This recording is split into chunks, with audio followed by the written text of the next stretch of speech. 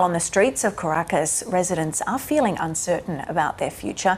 People are queuing outside of supermarkets and pharmacies after the overnight operation knocked out electricity in parts of the city. In the city, protesters have gathered to demand Nicolas Maduro be freed. We are asking for the liberation of our president. We elected him by vote. He is a president. He won the elections.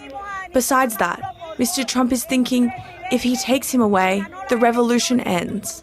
No, the revolution continues. Because we are not going to allow the people who tried to kill us to come and take power in Venezuela. What is happening is unprecedented. I was born here in this neighbourhood. My father was a founder, and this has never been seen before. It was unprecedented, a terrifying experience. We're still on edge. And now we're uncertain about what to do. I feel fear. It's a mixture of joy because we know freedom is near, but fear because there are still many people here that are under government control, that are still in Venezuela, and we don't know what they might do, what might happen.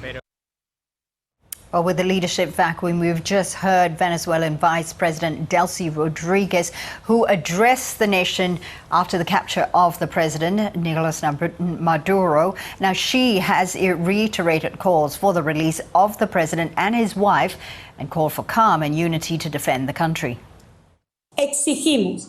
We demand the immediate release of President Nicolas Maduro and his wife. The only president of Venezuela is President Nicolas Maduro. We had already warned that an aggression was underway under false excuses and false pretexts, that the masks had fallen and that it had only one objective, regime change in Venezuela.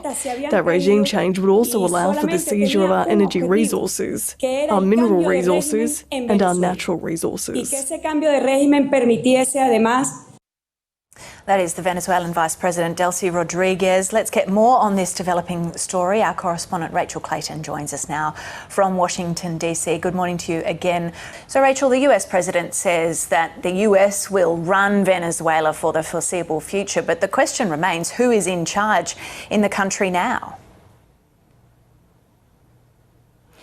Yeah, that's quite unclear. So we have heard from President Trump saying the US will run the country. That's sort of as far as that goes right now. He was questioned at length during that press conference on who exactly is going to be in Venezuela to run the government. He said it would be a group of people, saying he's looking to designate certain people to run the country. He was asked if that would include Secretary of State Marco Rubio or the Defense Secretary Pete Hegseth. He wouldn't be drawn on specific names.